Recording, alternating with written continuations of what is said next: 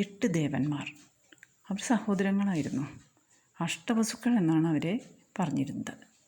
ഒരിക്കൽ അവർ ഒരു പശുവിനെ കണ്ടു. വസിഷ്ഠൻ്റെ ഹോമധേനുവായിരുന്നു അത്, നന്ദിനി.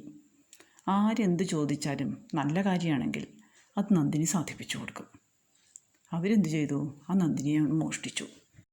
അവരിൽ ഒരാളായിരുന്ന ദ്യോവിൻ്റെ ഭാര്യയുടെ ആഗ്രഹപ്രകാരമാണ് അവരങ്ങനെ ചെയ്തത്. വസിഷ്ഠനതറിഞ്ഞു.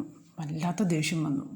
അവരെ ശപിച്ചു, ഭൂമിയിൽ മനുഷ്യരായി ജനിക്കട്ടെ എന്ന്. അവർ വസിഷ്ഠൻ്റെ മുന്നിൽ മാപ്പ് ചോദിച്ച് ശാപമോക്ഷം യാചിച്ചു. വസിഷ്ഠന് ദയവ് തോന്നി. അദ്ദേഹം അവരുടെ ശാപം അല്പമൊന്നിളച്ചു കൊടുത്തു. അവരിൽ 7 പേരും ജനിച്ച ഉടൻ തന്നെ മരിച്ച് മോക്ഷം ലഭിച്ച് ദേവലോകത്തേക്ക് തന്നെ തിരിച്ചെത്തും.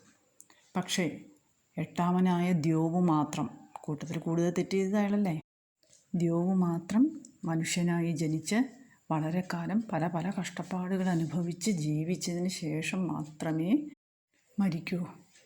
ഗംഗാദേവി തൻ്റെ 7 മക്കളെയും ഉപേക്ഷിച്ചത് ഓർമ്മയില്ലേ? അഷ്ടവസുക്കളായിരുന്നു ആ 7 മക്കൾ.